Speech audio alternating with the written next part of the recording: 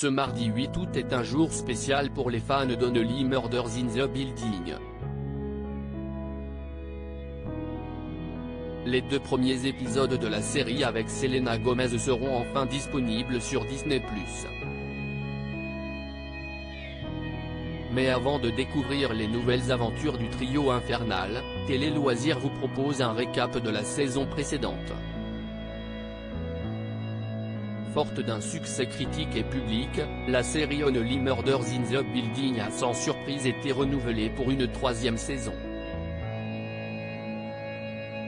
Only Murders in the Building est le véritable joyau de la couronne de notre programmation, déclarait Craig Erwich, président de Hulu Originals et ABC Entertainment.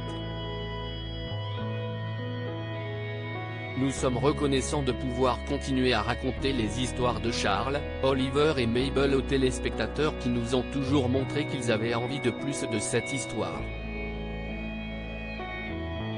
En plus du trio Selena Gomez, Martin Short et Steve Martin, qui a rempilé pour une 3e saison, le casting d'Only Murders in the Building s'est agrandi avec l'arrivée de Meryl Streep, Paul Rudd, Jesse Williams ou encore Ashley Park. Un casting de rêve pour cette série qui débarque dès ce mardi 8 août sur Disney+. Avant de vous lancer dans les 2 premiers épisodes de la saison 3 de la comédie américaine, voici ce qu'il s'est passé dans le chapitre précédent. Une nouvelle enquête pour Mabel, Oliver et Charles. La saison 2 d'Only Murders in the Building a commencé peu de temps après les événements de la première saison.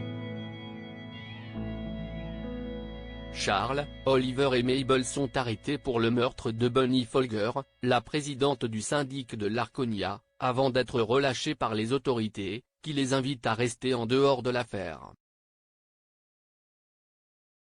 Mabel fait ensuite la connaissance d'Alice Banks, Cara Delevingne, une artiste peintre, qui l'invite à une exposition d'art dans une galerie locale.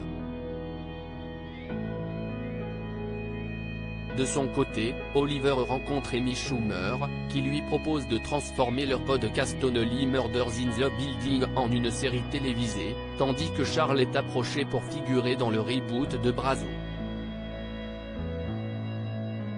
Plus tard, le trio découvre que Cinda Canning, célèbre animatrice d'un podcast sur les true crime, a lancé un nouveau podcast sur eux.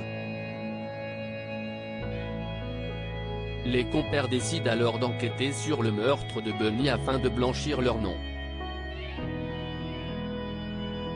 Alice Banks, Cinda Canning, Nina Lin, qui a tué Bunny Folger dans la saison 2 d'Only Murders in the Building.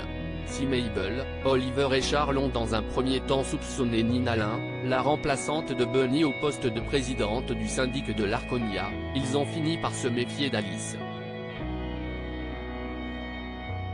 Oliver, persuadé que cette dernière cache quelque chose, propose une petite partie de cartes un peu spéciale lors d'une soirée. À l'issue du jeu, la jeune femme révèle à tous les invités, dont Mabel, qu'elle a menti sur une partie de sa vie. Face à ces mensonges, Alice s'excuse auprès de Mabel et les 2 jeunes femmes finissent par se réconcilier. Au même moment, Oliver découvre tristement que son ex-femme a eu une liaison avec Teddy, qui se trouve être le père biologique de son fils Will. Les 3 compères poursuivent leur enquête et soupçonnent Marv, un des fans de leur podcast, qu'ils ont rencontré dans les tunnels de l'Arconia. Ce dernier leur avoue qu'il voulait tout simplement les aider à attraper le tueur de Bunny, mais l'a involontairement effrayé par sa présence. Plus tard, Mabel croise la route du détective Krebs et remarque rapidement que ce dernier a des paillettes rouges dans le cou, faisant de lui le principal suspect de l'affaire puisque Kelly et Oliver avaient tenté de piéger le tueur avec une bombe à paillettes. Lorsque la jolie brune essaye de le confronter sur un ring de boxe, le détective nie tout et lui demande de lâcher l'affaire. Poppy la coupable. Les 3 amis organisent une soirée de révélation afin d'inciter le tueur à avouer le meurtre qu'il a commis. Avec la complicité d'Alice, Charles se fait poignarder à l'estomac. Synoda Canning félicite Mabel d'avoir résolu l'affaire et l'invite à avoir son propre podcast à ses côtés. Une proposition qui a mené Becky qui, se trouve être Poppy White, à révéler involontairement des informations que seul le meurtrier de Bunny connaîtrait. L'assistante de Cinda et le détective Krebs, son amant, avaient eu l'idée de tuer la présidente du syndic de l'Arconia afin de créer un podcast sur ce meurtre prémédité. Voilà ainsi l'affaire résolue.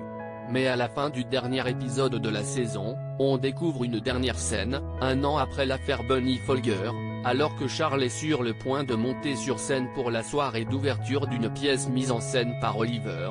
Ben Glenroy, Paul Rudd, une vedette, meurt subitement sur scène. Mais qui l'a assassiné?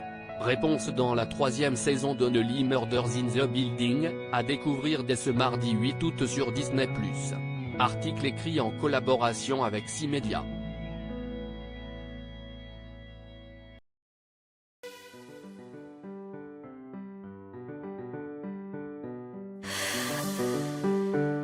The